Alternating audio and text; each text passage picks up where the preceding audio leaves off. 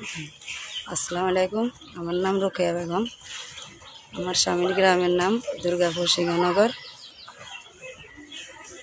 ওইখানে বাসার সাথে বেডিংয়ের দোকান। স্বামীর নাম কি? হ্যাঁ, মোহাম্মদ মানিক। শ্বশুরের নাম মোহাম্মদ শাহজাহান। গ্রাম গ্রাম দুর্গাপুর সিংহনগর। এখন আমার স্বামীকে কালকে রাত্রে 9টা থেকে পাইতেছি না। ওর মোবাইল যেটা হাতে থাকে এটা ঘরে রাখিয়ে গেছি। কি করেন উনি? উনি ল্যাপটপের দোকান আছে। কোথায়? বাসার সাথে, বাসার লগে। কত বছর করেন? প্রায় 25-26 বছর হল। আপনার স্বামী কি নিখোঁজ হয়েছেন? জি। কবে থেকে? কালকে রাতে 9টা থেকে। 9টা থেকে বলেন তো। ও বাসা থেকে চা খাই বাইরেছে, আর ঘরে যায় না রাতে 9টার পরে। সম্ভাব্য সব জায়গায় আত্মীয় স্বজনের বাড়িতে বা আত্মীয় স্বজন সবার বাড়িতে ফোন করে খোঁজ করছি, পাইনি। সব জায়গায় খোঁজ করছি। এখন আমি থানায় আসছি, ডিজি করছি। আমার স্বামীর সন্ধান চাইতেছি।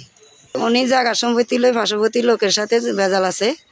উনি কোনো রাজনীতি করে না, ও দোকান করে, ফ্যামিলি লই সবসময় বাড়িতে থাকে।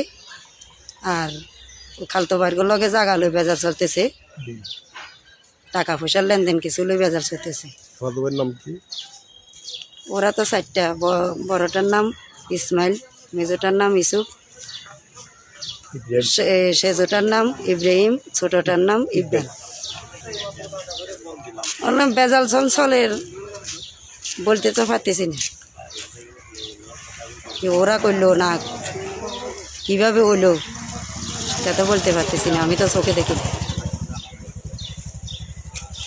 এখন আমি আমার স্বামীকে পাইতে চাই।